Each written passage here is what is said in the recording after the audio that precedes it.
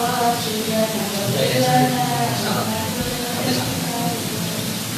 Rabbi bil Mustafa balik maqasidana ma madha ya wasi'al karam.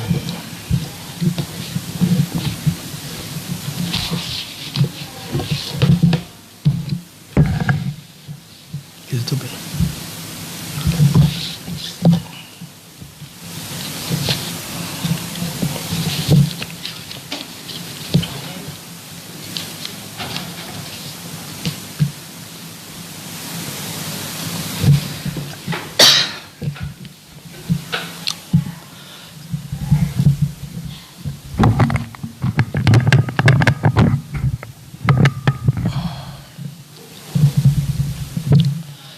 Assalamualaikum warahmatullahi wabarakatuh.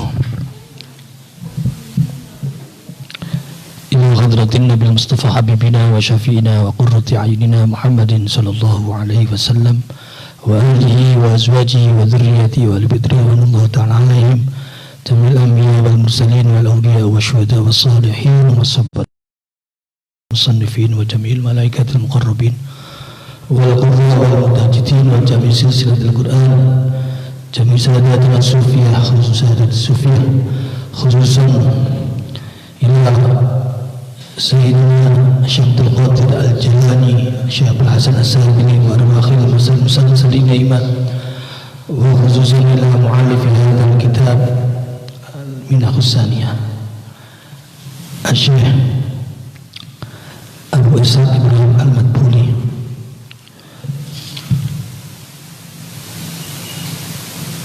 wa Abdul Syekh Abdul As-Sa'rani wa ila sahibil wasiyat al-madbuliyah Abu Ishaq al-Madbuli. Syai'un lahumul Fatihah. A'udzu billahi minasyaitonir rajim. Bismillahirrahmanirrahim. Alhamdulillahi rabbil alamin arrahmanir rahim maliki yaumiddin iyyaka na'budu wa iyyaka nasta'in ihdinas siratal mustaqim siratal ladzina an'amta 'alaihim ghairil maghdubi 'alaihim waladdallin. Amin.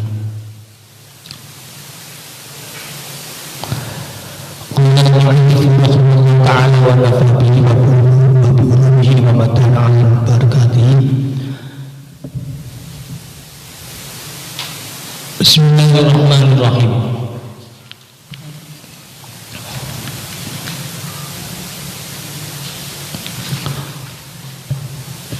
Bismillahirrahmanirrahim. Bismillahirrahmanirrahim. Asmani Allah Ar-Rahmani kang mewelas ing dalem dunya lan akhirat, Ar-Rahim kang mewelas ing dalem akhirat bloko.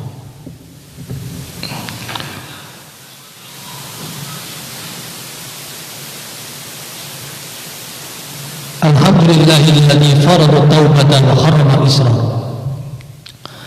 Bismillahirrahmanirrahim. Asmani Allah Ar-Rahman kang mewelas ing dalem dunya lan akhirat, Ar-Rahim kang mewelas ing dalem akhirat bloko.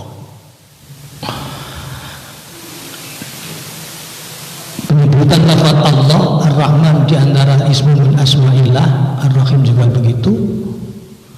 Kenapa Bismillahirrahmanirrahim tidak Bismillahirrahmanirrahim kemudian lafaz Allah di belakang?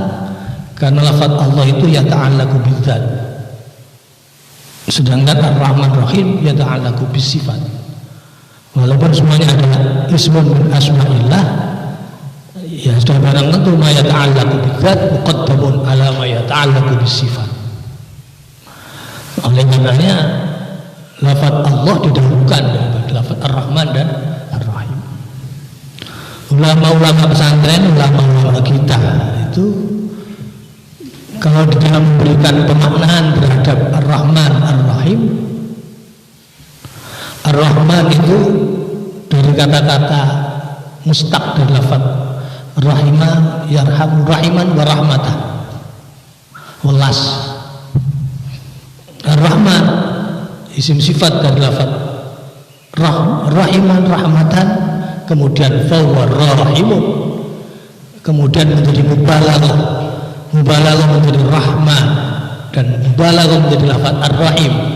Kalau kita perhatikan Ar-Rahman itu kan ada tambahan dari lafaz aslinya rahimah, tambahannya alif dan nun, rahman. Bisa dihitung, ha, mim, alif dan nun.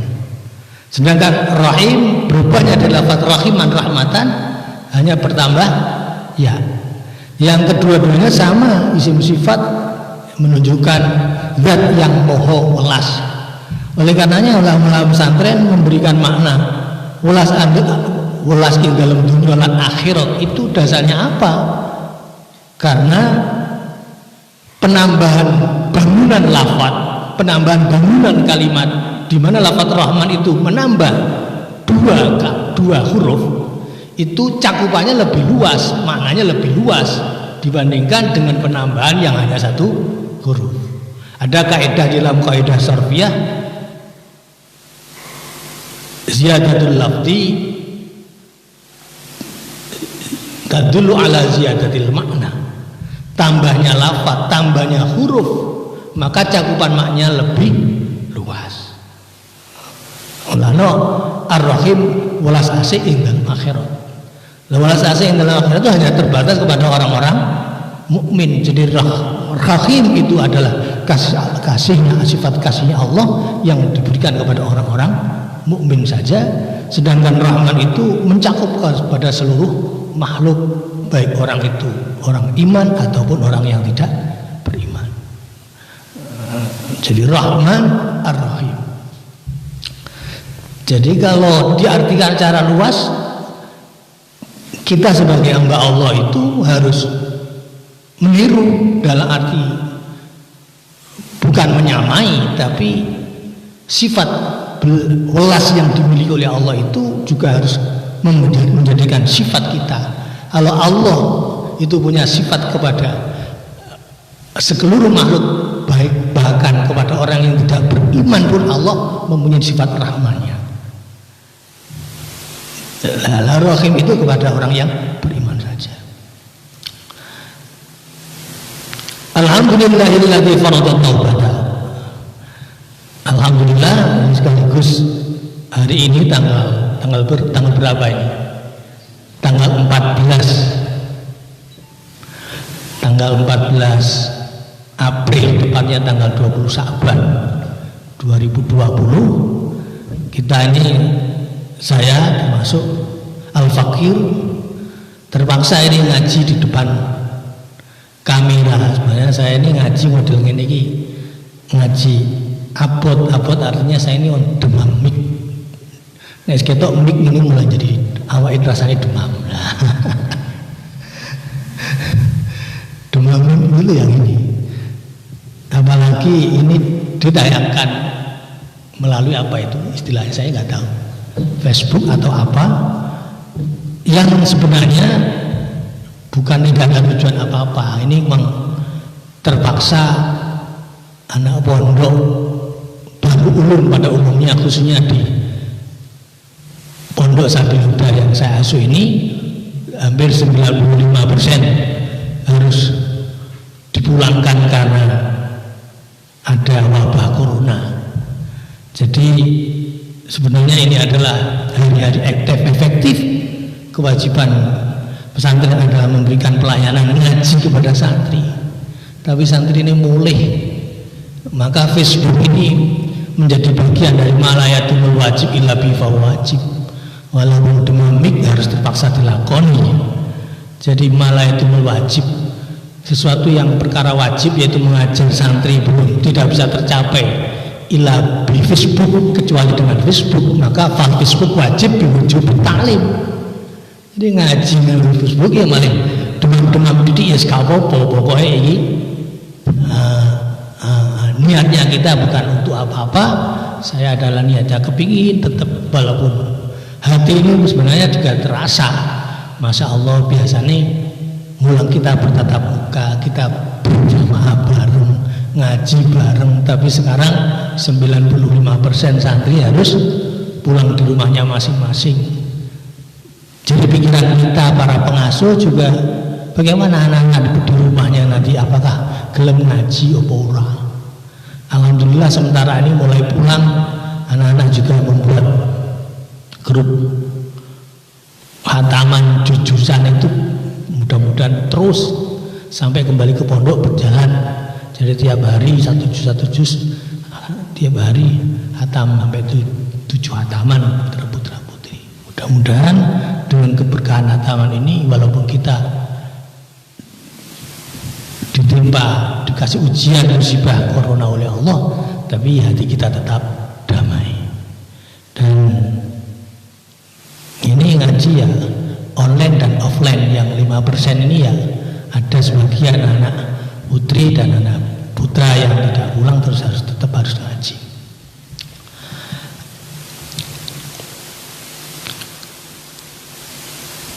Dan jangan harap nanti satu muda yang di rumah nanti ya mana nih, coba ngerungono tok tapi gak mana nih. Jadi yang di rumahnya masing-masing, entah bagaimana caranya, kitabnya mencari kitab Al-Minah Husaniyah ini terpaksa ngaji tahun ini diliburkan karena saya tidak kepikiran ngaji online ini, sehingga kitab-kitab biasanya rutinannya ngaji Ikhya dan kitab Salalimul Fudola terpaksa selama Ramadan ini libur, dan sebagai gantinya kita ngaji kitab Al-Minah Husaniyah. Alhamdulillahilladzi farada taubata wa harrama al-isra. Alhamdulillah sekabehane puji iku lillahi kagungane Allah. Ini namanya al-istighraq. Al-istighraq itu segala macam-macam.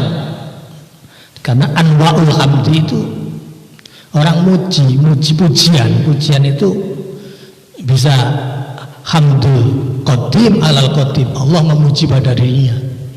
Syahidallahu annahu la ilaha illahu wal malaikatu wa ulul ilmi qa'iman bil qist. Itu Allah menyaksikan dirinya, berarti memuji dirinya bahwa tidak ada Tuhan kecuali Allah. La ilaha illahu, kecuali Dia, wal malaikatu. Kemudian ada hamdul hadis itu makhluk muji kepada Allah. Nah itu ayatnya lanjutnya, la annahu la ilaha illahu wal malaikatu sedang memuji, sedang mentauhidkan kepada Allah, itu sama dengan juga memuji kepada Allah. Itu namanya hamdul hadis alal qadim. Begitu juga ada hamdul hadis alal hadis. Jadi makhluk memuji makhluk yang lain. Samalah zaman kagum ketok temannya alim, wong ini Kang Zaid itu orangnya alim, wongnya gak patek ganteng tapi walim.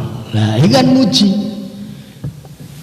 Orang ketika Anda memuji Zaid dengan kealimannya, itu hakikatnya kalau ditelusuri itu hanya bersifat majazi, bukan yang sebenarnya. Karena la yastahiqul hamda illallah, yang layak dipuji Allah. Zaid bagaimana bisa dipuji karena kealimannya kalau dia tidak diberi ilmu oleh Allah? Siapa? Kembalinya kepada Allah. Malah secara hakiki al-mahmud hakin, yang dipuji yang sebenarnya itu hanya Allah. Jadi ketika muji kepada makhluk itu adalah bersifat majaz, yang hakiki adalah majaz. Jadi hamdul qadim alal qadim sudah, hamdul hadis alal qadim, pujian makhluk terhadap Allah. Hamdul hadis alal hadis, pujiannya makhluk terhadap makhluk, itu hakikatnya juga memuji pada Allah. Kemudian yang terakhir hamdul qadim alal hadis. Allah juga memuji kepada makhluknya, termasuk Allah berfirman, ya ayyuhalladzina amanu innallaha malaikatahu yusholluna 'alan nabi ya ayyuhalladzina amanu shollu 'alaihi wa sallimu taslima. Itu kan bentuk pujian hebatnya kan. Kanjeng Nabi Muhammad dipuji oleh Allah sampai Allah bersalawat malaikat bersolawat. Lah Allah bersolawat kepada Kanjeng Rasul itu kan bagian daripada muji. Nah itu hakikatnya Allah memuji kepada Kanjeng Nabi itu hakikatnya memuji kepada dirinya sendiri. Walano alhamdulillah di dalam ilmu nahwu alnya ini dinamakan al-lil istighraq. Seluruh pujian kembalinya kepada Allah. Oleh karenanya kita jadi santri tidak boleh harus akan pujian. Kalau kita mendapatkan prestasi, kita bersyukur, harus menasarufkan prestasi itu untuk taat kepada Allah. Tidak boleh kita harus pujian karena kita memakai baju milik Allah. Nauzubillah min dzalik. Alhamdulillah utas kabehane puji kulillahi kagungan Allah alladzat. Allah itu adalah zat faradut taubata yang faradul kang mewajibkan sapa Allah at-taubata ing taubat.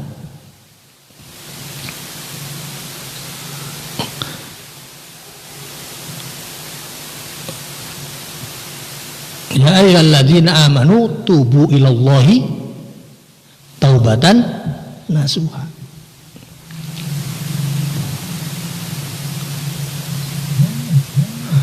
Wa ramalan ngaramaken sapa Allah al-israra ing netepi. Netepi apa ya? Netepi maksiat. Termasuk netepi tidak taubat.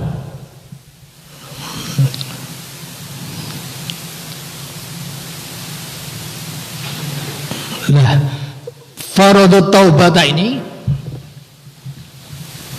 mewajibkan taubat, haramal israr. Banyak ayat-ayat yang Al-Quran menjelaskan tentang taubat, tentang bahayanya israr, istiqomah di dalam maksiat. Israr ini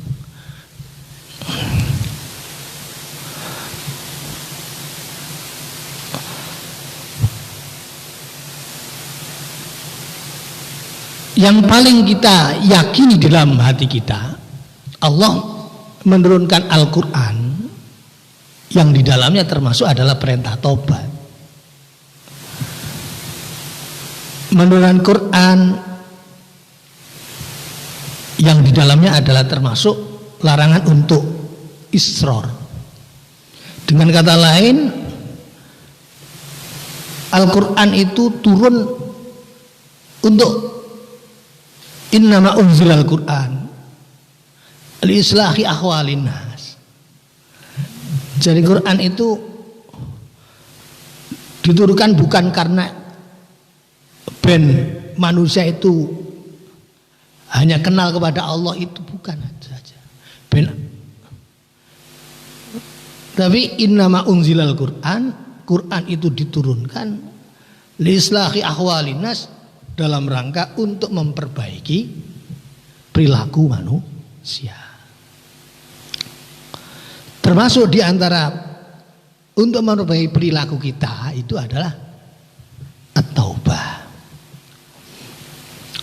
Wa asyhadu lan nyekseni sapa ingsun anstuni kelakuan iku la ilaha illallah, ora ana pangeran kang hak dan sembah ing dalam wujude illallahu kejaba Allah.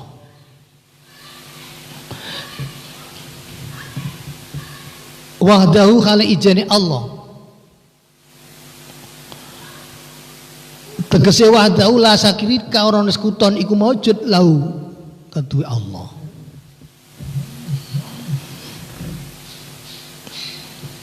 Sifat Allah katibul asar kang mencatat, artinya mengabadikan asar piro-piro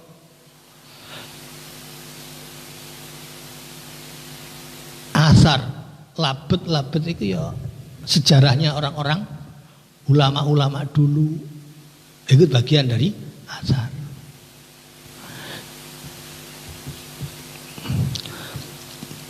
Wa asyhadu anna sayyidana lan nyekseni sapa anna sayyidana sak temene Gusti kita wa nabiyana. Lah Di dalam prinsip Islam itu didahului dengan asyhadu alla ilaha illallah wa asyhadu anna Muhammadan abduhu wa rasuluh.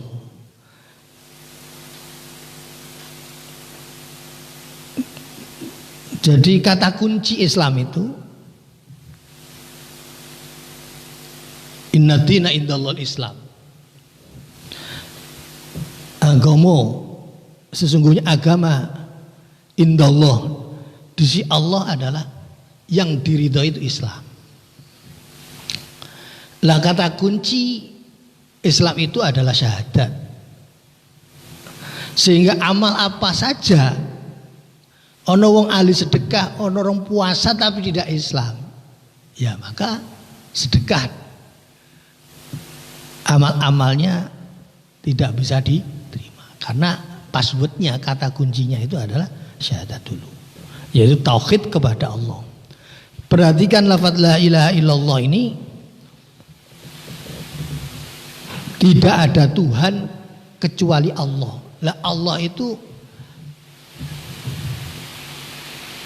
ismul alam, jadi nama lima abudin bihaqqin, jadi zat yang hak al-wajibil wujud, yang adanya adalah satu keniscayaan. Kalau Allah tidak ada, itu adalah mustahil. Jadi wa anna sayyidana Muhammadan lan satamene Gusti kita wa nabiyana Muhammadan iku abduhu kawulane Allah wa rasuluhu lan utusane Allah, safwatul akhyar kang dadi pilihane pira-pira pilihan. Jadi pilihan di antara pilihan.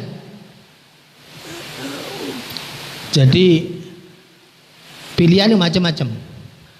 Pilihan di antara pilihan itu adalah sudah puncak dari pilihan, tidak ada di atasnya.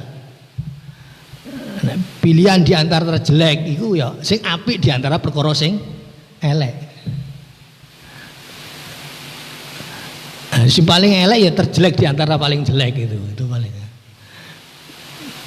Ono pilihan di antara terjelek. Lagi enggak pilihan di antara pilihan.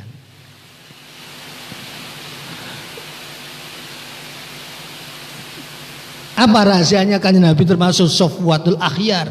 Beliau adalah Nabi yang terakhir, tapi justru menjadi pilihan, tidak dipilih yang Nabi yang pertama, yang tengah-tengah, tapi yang terakhir. Karena satu-satunya Nabi yang Al-Quran turun melaluinya. Jadi kabeh iku nek diliwati Quran menjadi istimewa. Ramadan itu adalah sebaik-baik bulan di antara 12 bulan, melebihi bulan-bulan yang lain. Karena apa? Ramadan itu dilalui Al-Quran. Karena Ramadan, di bulan Ramadan diturunkan Al-Quran. Lah di antara Ramadan ada hari-hari. Satu Ramadan ada satu bulan itu 30 atau 29 hari. Itu masih dipilih di antara Ramadan yang paling bagus mana? Yaitu ketika hari Inna anzalnahu fi Lailatul Qadar. Aku turunkan Al-Quran fi Lailatul Qadar. Yang Lailatul Qadar itu dirahasiakan oleh Allah. Banyak pendapat tentang kapan Lailatul Qadar itu. Jadi Ramadan dipilih karena Ramadan turunnya Al-Quran. Lailatul Qadar dipilih karena hari diturunkannya Al-Quran. Nabi juga menjadi istimewa karena Al-Quran diturunkan melalui Nabi Muhammad. Tidak ada Al-Quran diturunkan kepada nabi-nabi yang lain. Lalu umatnya juga begitu. Kenapa kuntum khairu ummatin, umat kanjeng Nabi Muhammad juga menjadi khairu ummatin ukhrijat linnas? Karena dikawal oleh Al-Quran. Maka berbahagialah siapa saja yang dikasih taufik dan hidayah oleh Allah menjadi orang yang ahlul Quran. Mudah-mudahan kita tergolong di antara ahli Quran. Sallallahu alaihi wasallam. Sallamu muga maring rahmat sapa Allah wa sallam muga ulu salam sapa kan wa salam keselamatan sapa Allah alaihi ing atase Kanjeng Nabi Muhammad wa ala alihi lan muga tetep ing atase keluarga Nabi wa sahbihi lan sahabate Kanjeng Nabi as-sadah yaiku pira-pira kang dadi sayyid, kang dadi orang tuan, al-abror kang bagus-bagus. Kalau alun itu belum mesti sohbun, kalau sohbun belum mesti alun. Walaupun kadang-kadang ya ono alun ya ono sohbun. Karena apa? Alu itu adalah man istama bin nabi mu'minan bi. Sing diarani keluarganya kan Nabi itu orang yang alu Muhammadin adalah Banu Hashim wa Banul Muthalib. Jadi orang yang dari silsilahnya dari keturunan Banu Hashim dan Banul Muthalib itu namanya Alu Muhammadin. Dari sini Abu Bakar dan Umar tidak termasuk Alu Muhammadin karena tidak Banu Hashim dan Banu Muthalib. Sedangkan wasahbi nek sahabat itu man istama bin nabi mu'minan bi, orang yang pernah bertemu dengan Kanjeng Nabi mu'minan bi dan beriman kepadanya. Jadi bertemu, berkumpul. Istama itu kumpul. Oleh karenanya ada sahabat Uwais Al-Qarani, seorang wali dari Yaman, walaupun sezaman dengan Kanjeng Nabi dan iman, tapi beliau tidak pernah bertemu dengan Kanjeng Nabi Muhammad, tidak kumpul dalam satu tempat. Maka seorang wali Uwais Al-Qarani tidak termasuk sahabat, melihat definisi bahwa sahabat itu adalah man ijtama bin Nabi.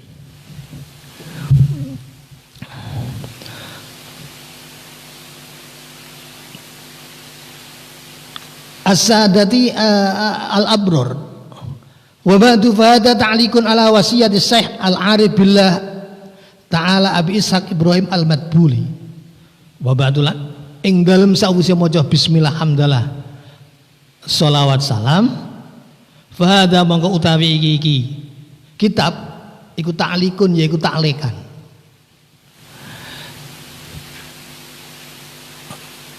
ala wasiat Syekhil Arif ing ngatasi wasiat pesen-pesene Syekh Al-Arif billah Abi Ishaq Ibrahim Al-Madbuli tayyaballahu sarahu tayyaba muga-muga bagusi sapa Allah sarahu ing kedamaiannya, tayyaballahu sarahu wa ja'ala lan dadiaken sapa Allah al-jannata ing swarga mutaqallabahu ing nggon kembali nih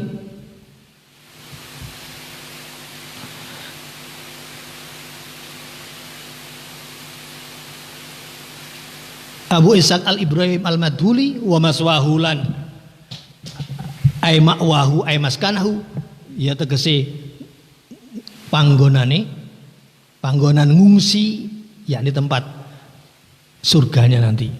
Wa nafalan muga-muga maring manfaat sapa Allah na ing kita wal muslimina lan ing pira-pira orang muslim bi barokati kelawan pira-pira barokai Abu Ishaq Ibrahim Al-Madhuli wa adaina wa alaihi min sholihi da'awatihi lan muga-muga balekaken sapa Allah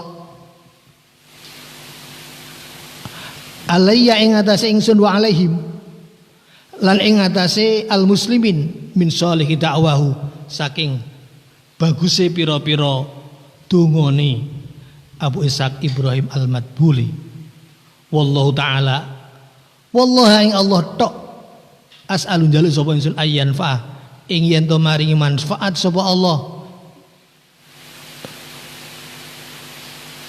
hu ing taklek wa yaj'alahu khalisan liwajhilan jaluk sapa ingsun ayat ala yen to ndadekaken sapa Allah hu ing taklek khalisan ingkang murni tidak campur dengan riya betul-betul ikhlas kholisan. Liwaji krana aridati Allah. Innahu krana satemen Allah ala kulli syai'in ing atase saben semuji iku qadirun zat kang maha kuwasa.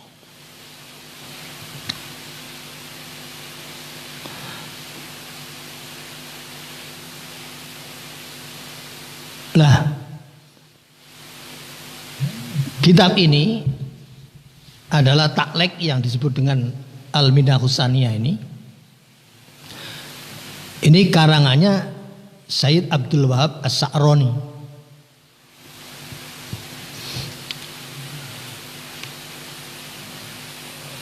Mentakleki dari apa? Dari wasiat. Wasiatnya Imam Abu Ishaq Al-Ibrahim Al-Madbuli. Jadi Abu Ishaq Ibrahim Al-Madbuli ini ulama kurun tahun 880. Jadi kalau Imam Sya'roni ini ulama abad ke-9. Jadi abad ke-7, abad ke-8, abad ke-9. Beliau adalah Imam Sya'roni itu orang wali gede. Kedua-duanya ulama. Ini tipikal kitab ini memang kitab tasawuf, kitab akhlak. Mudah-mudahan kita bisa meneladani apa yang ada dalam kitab ini. Amin ya rabbal alamin. Termasuk saya secara pribadi ini membacakan kitab ini belum bisa melakukan apa yang ada di dalam. Mudah-mudahan dengan membaca kitab ini nanti akhirnya kita bisa istifadah, mengambil faedah, tabarruk dengan Imam Abu Ishaq Ibrahim Al-Madbuli maupun Sayyid Abdul Wahab As-Sa'roni. Beliau adalah seorang Imam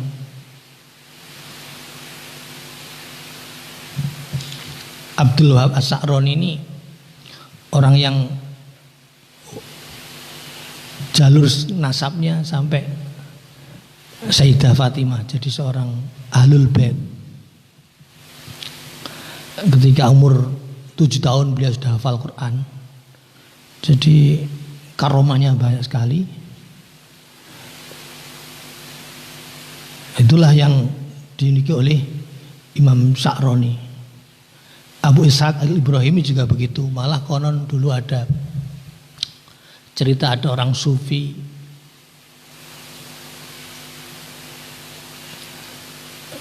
ketika di Mesir, kemudian dia itu riyadhah di zawiyah, tempat khusus untuk ibadah kepada Allah. Tapi kemudian seorang sufi ini saking kesemseme ibadah, kemudian ditanyai oleh Imam Abdul Wahab As-Sa'roni, kenapa kamu tidak bekerja, kok ibadah dong? Seorang sufi ini kemudian menjawab, saya ini melihat di zawiyah ini, di tempat ibadah saya ini ada burung hantu buta. Burung hantu buta, tapi saya lihat tawakalnya luar biasa. Walaupun dia buta, tidak kerja, tidak cari makan, tapi karena tawakalnya tiap hari ada saja burung elang yang melemparkan daging untuk ngasih makan kepada burung hantu yang dalam keadaan buta. Masa kita kalah dengan burung hantu? Apa jawabnya Imam Abdul Wahab As-Sa'roni ini? Apakah kamu menjadi hantu? Kenapa tidak menjadi burung elangnya saja? Kenapa tidak menjadi burung elangnya yang memberi makan? Ini artinya apa? Ibadah itu bagus, tapi orang bekerja, jadi makom burung hantu dengan makomnya burung elang itu jelas makomnya burung elang. Ini adalah salah satu yang dimiliki karakter Imam Sayyid Abdul Wahab As-Sa'roni. Jadi beliau walaupun sufi tapi juga tetap menganjurkan orang tidak berpangku tangan. Jadi harus tawakal itu harus ada azamnya.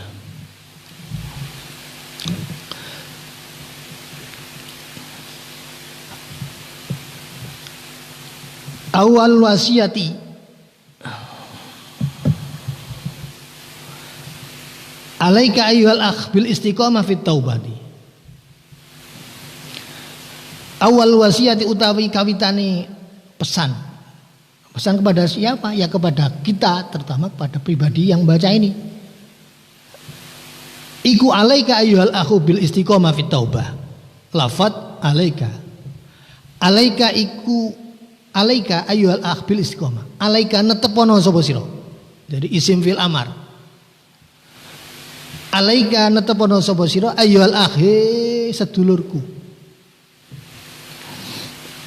Coba lihat ini bahasanya dalam wasiat Imam Abu Ishaq Ibrahim Al-Madbuli dengan pakai ayyuhal akh. Jadi menganggap kita ini orang yang dekat. Cara bahasa kita nek duduk bolo dhewe ngono gak tak wasiat iki ngono. Jadi nek gak bolo dhewe ngono gak dikasih pesan. Ini kan menunjukkan apa? Dekatnya. Jadi kita harus merasa dekat juga. Artinya merasa dekat itu adalah berusaha dekat mengikuti wasiatnya. Ayyuhal akhi dulurku bil istiqomah netepi kelawan istiqomah. Amrih kontinu. Hampir terus menerus. Fit taubati ing dalam taubat. Jadi taubat itu bukan hanya sekali saja, tapi taubat terus melakukan taubat.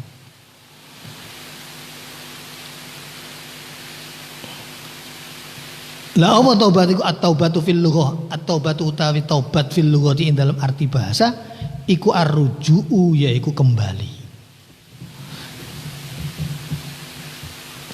Yaqulu den ucapaken taba bali sapa wong eroja tegese bali sapa wong. Wa fi syar'i lan ing dalem taubat menurut syariat. At-taubatu fi syar'i. Sing diarani taubat menurut agama iku piye? Iku arruju yaiku kembali amma saking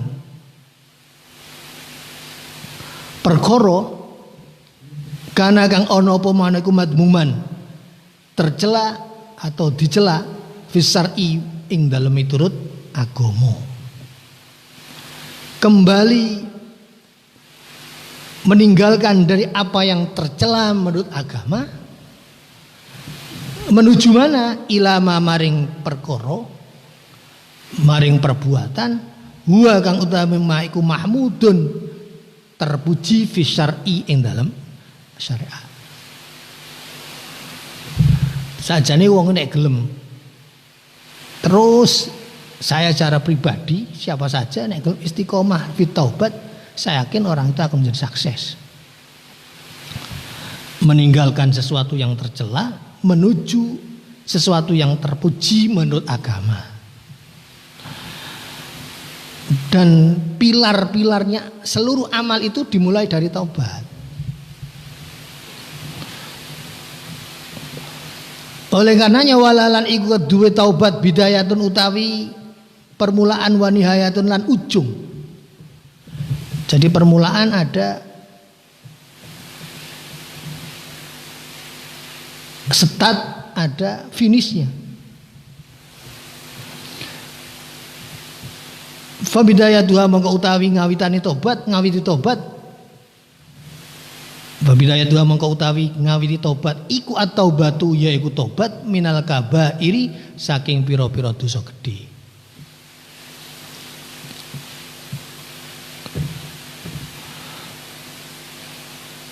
Lah dosa gedhe kok apa ae akeh. Banyak hadis yang menjelaskan tentang kabair. Wa akbarul kabair wa asyirku billah. Paling besar di antara dosa-dosa paling besar adalah asyirku billah. Di sana ada uququl walidain, di sana ada syahadatuz zur, itu bagian banyak tentang dosa-dosa besar. Jadi tobat sangka dosa gede. Summa saghair, kemudian apakah dengan tobat dari dosa besar sudah selesai? Kadang-kadang kita dosa besar wis mari tobat, tapi dosa cilik aja akeh. Maka ada lanjutannya, summa saghairi, nuli tobat sangka pira-pira dosa cilik.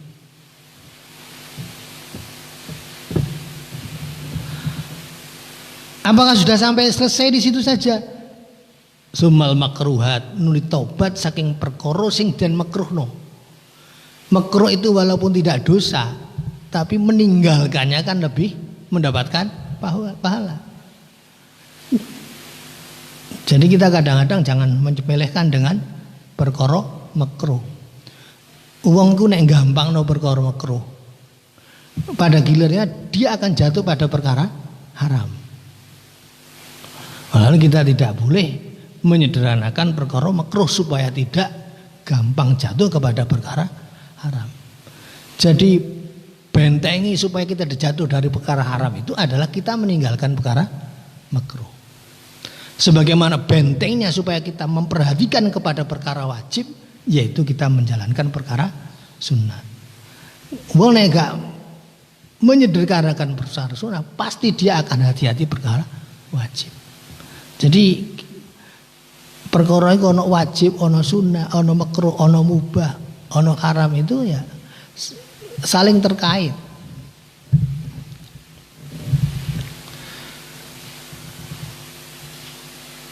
Summa min khilafil aula, nuli tobat sangka nulayani perkara sing luwih utama.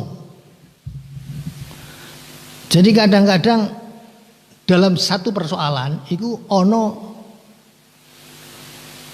nek nglakoni khilaful aula, contoh ngene. Orang puasa, ketika puasa Ramadan karena musafir, dia boleh tidak puasa, boleh iftar. Karena musafir, orang boleh melaksanakan jamak dan qashar, sudah barang tentu dengan musafir dengan syarat-syarat tertentu, termasuk safar yang tawil. Nah, bagi orang yang pergi ke Jakarta Ramadan pas wayahe mari nuzul Quran mulih nang Jakarta terus aku iki enake poso apa mokel? Mokel boleh. Karena musafir. Tapi kemudian boleh, tapi gak mokel, itu lebih utama. Berarti mokel iku mergo sing apik ora mokel, maka mengambil pilihan mokel walaupun boleh itu namanya khilaful aula. Kenapa mokel itu khilaful aula, nulayani sing utama? Mergo apa? Sing utama iku tetep poso. Lah kok kenapa kok sing luwih utama tetep poso? Mergo ketika Ramadan tetep puasa walaupun boleh mokel karena musafir. Orang yang mokel itu kan nanti mau nggak mau dia harus nyauri di bulan di luar Ramadan. Lah padahal puasa Ramadan di dalam Ramadan itu lebih utama dibandingkan puasa Ramadan di luar Ramadan. Nek mokel berarti nyaur Ramadan ini kan ono jobone Ramadan. Jadi li fadilatil waktu. Karena mengambil pilihan tetap poso golek keutamaane waktu. Siji. Nomor loro, kenapa tetap poso luwe utama tinimbang mokel? Walaupun mokel boleh karena alasan musafir. Mergo li baroati dimmati. Dengan tetap puasa tanggungane kan menjadi lebaran. Wis bebas tanggungane nyauri utang. Siji nek mengambil pilihan apa? Mokel. Dia tidak bara atau dima. Ya nek engko terus sadurunge ya aku terus mati dang. Cek diutang. Lah sing wong sing tetep poso, ya iku kena. Ini namanya khilaful Jadi taubat dari dosa besar, tuntas dari sagair, sumal makruhat, summa min khilafil aula. Jadi kaya-kaya golek perkara nek kanggo gawe dhewe golek kaul sing abot. Nek kanggo difatwakan ya golek sing sederhana aja. Tawas jenenge welas nangane umat. Tapi kalau untuk dirinya sendiri tetap poso. Santri Ramadan mulai adoh. Pemen saiki numpak pesawat ya enak pakai AC, numpak kereta ya pakai AC. Wis gawe nek masa kote safar. Jangan wah mumpung oleh mokel iso ngerokok lah. Jadi itu. Jadi khilaful aula bagi orang punya derajat itu ditobati. Walaupun boleh memilih mokel. Contoh lain khilaful aula. Orang kalau puasa, kalau musafir dengan musafir itu orang boleh melaksanakan jamak dan qashar. Nek gak safar, gak oleh jamak qashar, kudu salat itmam petang rakaat.